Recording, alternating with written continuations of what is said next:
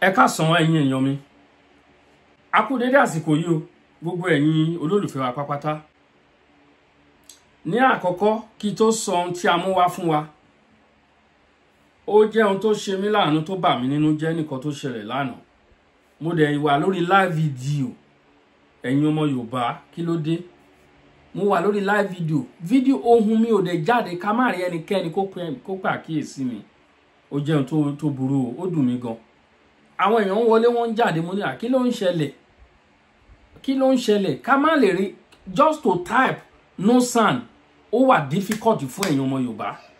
Irú wa wọn yóò dá. Ṣé àṣẹyìn ni àbí kí ni ká sọ? Ó bà mí nínú jẹ́ gan. Kẹ́yàn ṣe almost 40 minutes mo ìgbà tí àkíyèsí mi wà mo kọ off video yẹn. Àárọ̀ ni mo tó rí nígbà tí mo lọ listing. Kò sí sound ńbẹ̀, ohùn mi ò jáde at all. Àwọn èèyàn dẹ̀ ń wọlé. Kò sí orí platform tí mo dé. In fact kó má jẹ́ ọ̀rọ̀ ọmọ Yorùbá, kó jẹ́ kó ṣá máa sọ̀rọ̀ tó make sense. I will comment.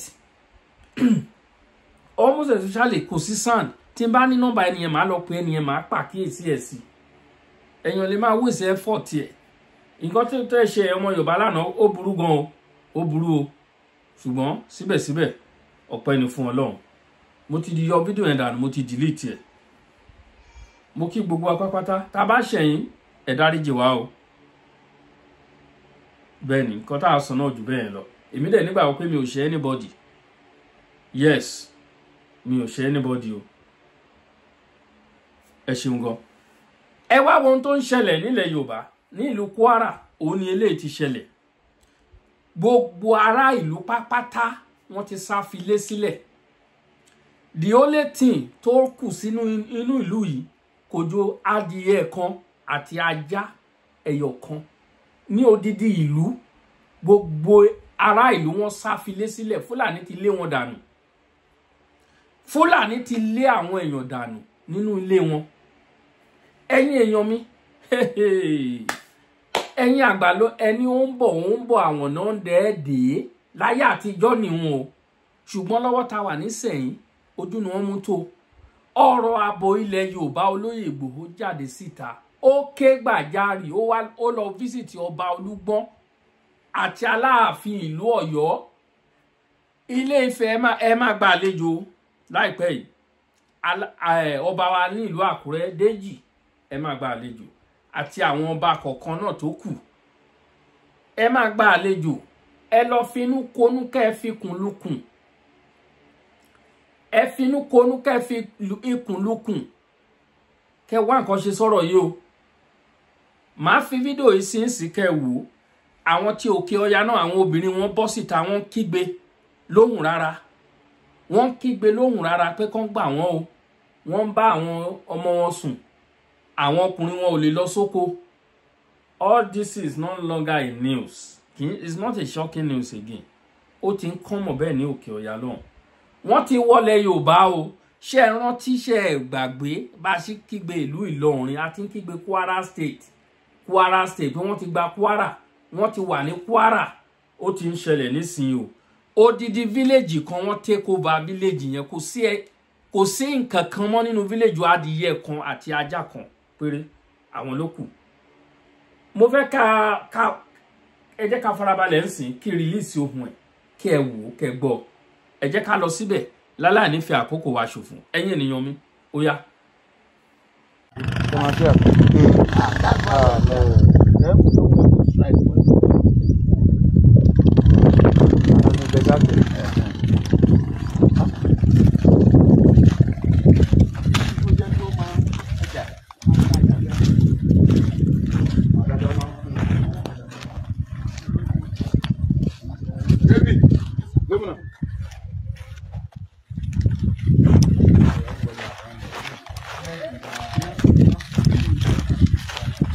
No single man being there.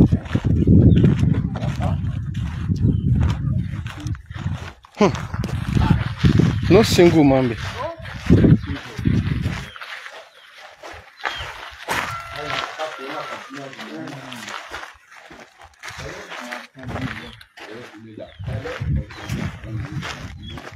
Yeah, hello.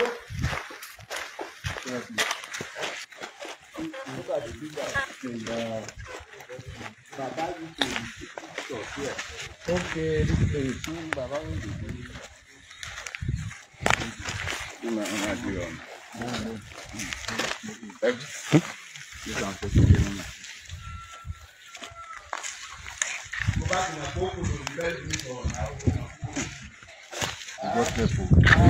Body in the village.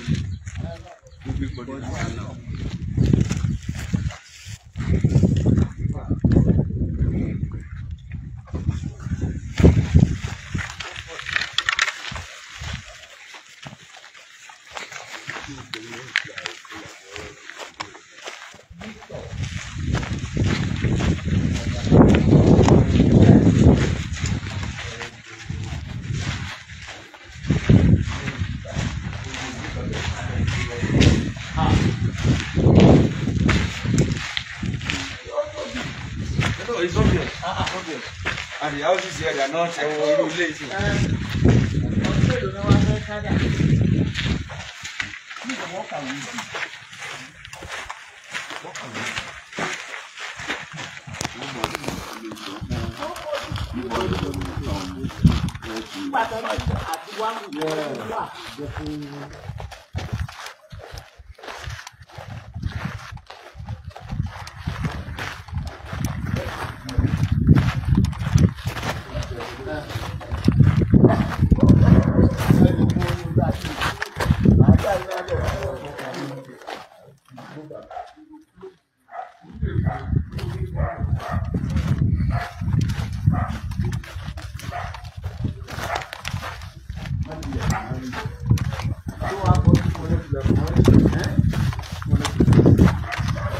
No single man being. Yeah, this is too much. For a whole village, What is?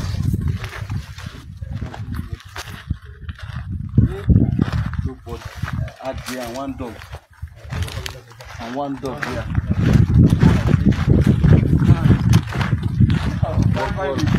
Oh, that's going to buy wire.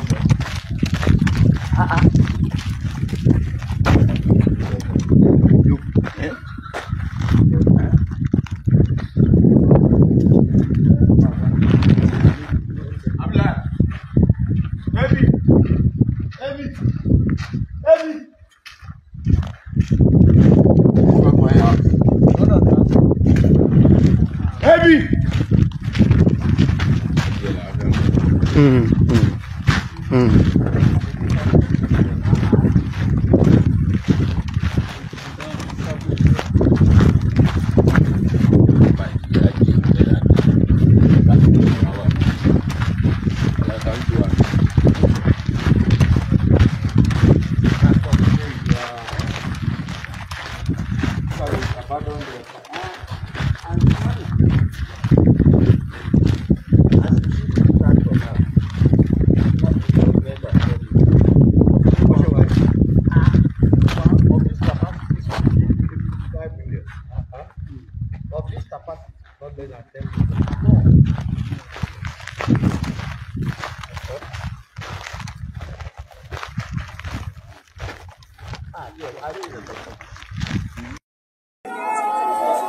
For security reasons, we don't want to mention anybody's name, but I want to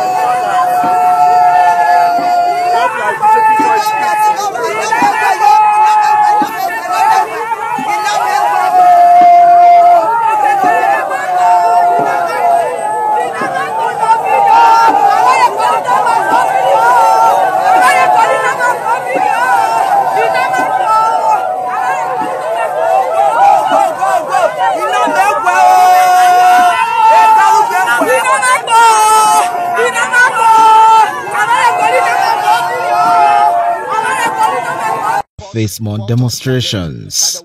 We have a pain. The S-men are disturbing us. They are fighting us. They are not allowing us to do our normal business, the farm that we are doing. They are raping our women, our guests. So our housemen, they cannot even go to the bush to do anything. The government, the House of Assembly has another law that open grazing is prohibited. And if the open grazing is prohibited, why? ẹ̀yin náà ẹ ti rí kò sí nǹkankan mọ́ nínú ìlú wọ́n ń bọ̀ díẹ̀díẹ̀ wọ́n ń bọ̀ díẹ̀díẹ̀ ẹ̀yin tẹ́ ń gbọ́ mi tákàn ẹ̀yin Ọlọ́run ní jẹ́ kó kàn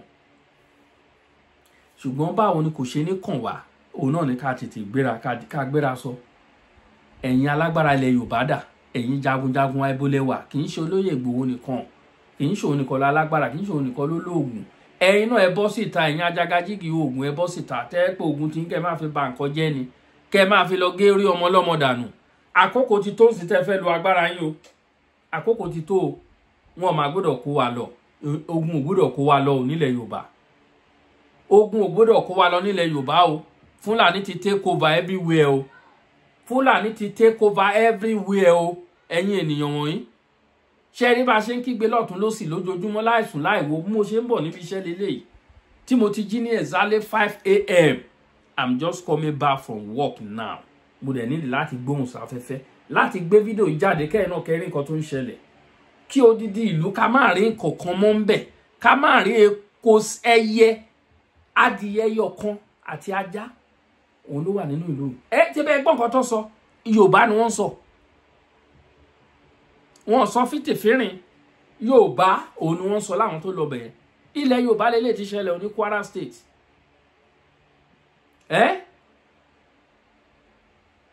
ẹ̀yin ọba wa ẹ jọ̀ọ́ ẹ̀yin bàbá wọn yẹn jọ̀ọ́ ẹ̀yin politicians wa a mọ̀ pé ẹ̀yin ní private jet tó bá ṣẹlẹ̀ ń sí ẹ kíkì ẹ ti gbé ẹ ti fò lọ ẹ ṣàánú wa ṣe bí ẹ̀bẹ̀ ni wọ́n là ń bẹ̀ òṣìkà ẹ̀bẹ̀ ni a ò máa bẹ̀ yín ni bẹ́ẹ̀ ni a bẹ̀ yín ni o mo fi àkókò yìí mo kí bàbá mi olóyè Májàsọ́lá ẹ má jẹ́ kó sún yín o àfibiṣólóore ni wá o bẹ́ẹ̀ ni àfibiṣólóore ni wá àwọn ọmọ Yorùbá àbí kí ni wá tẹ́lẹ̀ àfibisún olóore ò ní wá ṣebí à ń bú olóyè wọ́n ní olóyè lọ sí Ọ̀yọ́ kò lọ sí Ilé Ifẹ̀ láwọn tí ọpọlọ wọn ti sún sẹ́yìn àwọn aláìní làákàyè rédèrèdè àwọn ọmọ tí wọ́n gbé wọn raná ẹni tó ń jà tó sọ pé òun fẹ́ volunteer ara òun fún ilẹ̀ Yorùbá sẹ́ẹ̀ a máa sọ òdì ọ̀rọ̀ sí ó ti délẹ̀ ń sẹ́ ọkùnrin náà lẹ́yìn náà ẹ lọ mú ṣòkòtò wọ̀ ẹ lọ mú ṣòkòtò wọ̀ ẹ gbé síkẹ́ẹ̀tì tó wà nídìí sílẹ̀ kẹ́ mú ṣòkòtò wọ̀ kẹ́ bọ́ síta ẹ wo ó kọ wá lóminú o wọ́n ń bọ̀ díẹ̀díẹ̀ o àwọn Fúlàní ń bọ̀ díẹ̀díẹ̀ o wọ́n ti pín ara wọn kiri wọ́n fẹ́ gbalẹ̀ lọ́wọ́ wa ni o wọ́n fẹ́ gbalẹ̀ lọ́wọ́ wa ni o àwọn Fúlàní fẹ́ gbalẹ̀ lọ́wọ́ wa ni o tọ́ ẹni tó bá létí kó gbọ́ ìwọ̀nba tèmi lè ṣe ni mo ń ṣe èmi ò lóògùn mi ò lágbára ṣùgbọ́n mo lẹ́nu láti sọ̀rọ̀ èmi ọmọ yín náà ni Àkàlàmàgbò TV mo bẹ̀ yín èèyàn wa tẹ́ ń wá sórí live video wa tí ẹ bá rí nǹkan kì í tẹ́ ń ṣe lọ́dọ̀ mi nìkan tó jẹ́ another platform tí ẹ bá rí àṣìṣe ẹ pè wá sí àkíyèsí ẹ tẹ kọ́mẹ̀ntì òun ni mo ṣe máa ń sọ̀rọ̀ pé tẹ́ bá ti wo orí ètò drop your comment ká mọ̀ pé ẹ ti dé ká mọ̀ ẹ̀yin tó wà ń bẹ̀ ká kí yín tó bá yẹ pé ẹ ṣe bẹ́ẹ̀ ni lánàá màá mọ̀ pé ẹ̀rọ wà lórí fídíò yẹn ó dùn mí gan gidi honestly torí program tí mo ń wá lánàá lórí àwọn Àmọ̀tẹ́kùn tí wọ́n ti pass UN ti accept Àmọ̀tẹ́kùn officially ò lè tó tá a mú wa Àmọ̀tẹ́kùn lè gbé AK-47 náà bẹ́ẹ̀ ni ó wá kù sọ́wọ́ àwọn governors wa Lagos State governor ẹ̀yin nìkan ló kù o kẹ́ gbáradì kẹ́ mú kẹ́ jáwé sóbì kẹ́ ṣe ní kọ́mọ́kọ́mọ́ kẹ́ fẹnu kò èmi ọmọ yọ̀ rẹ̀ yín olólùfẹ́ yín Àkàlàmàgbò TV ẹyẹ méjì ò ń jàṣà kò ní bàjẹ́ o ilẹ̀ Yorùbá gbé gbogbo wa o gbọ́ ọ̀dàlẹ̀ òun nìkan ni ò ní gbé ẹni bá dalẹ̀ abálẹ̀ lọ ní agbára àṣẹ Elédùmarè ẹ ṣeun gan.